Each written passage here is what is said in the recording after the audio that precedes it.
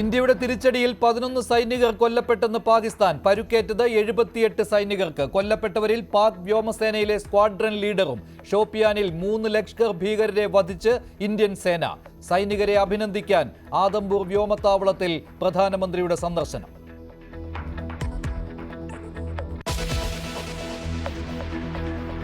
പാകിസ്ഥാനുമായുള്ള വെടിനിർത്തലിൽ അമേരിക്കയുടെ ഇടപെടൽ എന്താണെന്ന ചോദ്യം ആവർത്തിച്ച് കോൺഗ്രസ്. വ്യാപാര നയതന്ത്രമെന്ന ട്രംപിന്റെ അവകാശവാദത്തിന് മോദി മറുപടി പറയണമെന്ന ആവശ്യം. അടിയന്തരമായി പാർലമെന്റ് ചേരണമെന്ന കോൺഗ്രസിന്റെ ആവശ്യത്തിന് ശരത് പവാറിന്റെ പിന്തുണയില്ല. സർവകക്ഷി യോഗമാണ് വേണ്ടതെന്ന് പവാർ.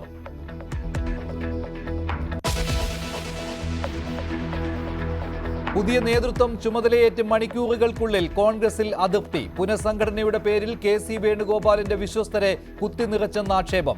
ബെന്നി ബെഹനാനെ പരിഗണിക്കാത്തതിലും ഹസനെ മാറ്റിയതിലും എ ഗ്രൂപ്പിന് അമർഷം. ഹൈക്കമാൻഡുമായുള്ള കൂടിക്കാഴ്ചയ്ക്ക് ഡൽഹിക്ക് പോകാതെ സുധാകരൻ.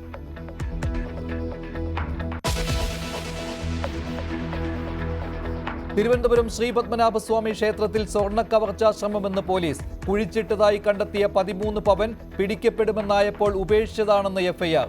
ജീവനക്കാരുടെ ചോദ്യം ചെയ്യൽ തുടരുന്നു.